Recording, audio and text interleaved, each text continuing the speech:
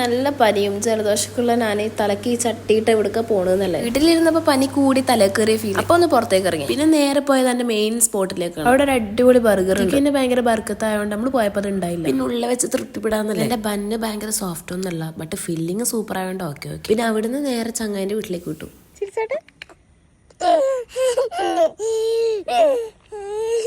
ഓളെ വീട്ടിൽ നിന്ന് ഫുഡൊക്കെ കഴിച്ചു. പിന്നെ പുറത്തിറങ്ങിയപ്പോ എനിക്ക് ആദ്യം എന്റെ വേറെന്താ അജ്മീർ ചെമ്പ. ജലദോഷം പിടിച്ച സൗണ്ടിലേ പാട്ട് പഠിക്കാൻ ഭയങ്കര രസമായിരിക്കും.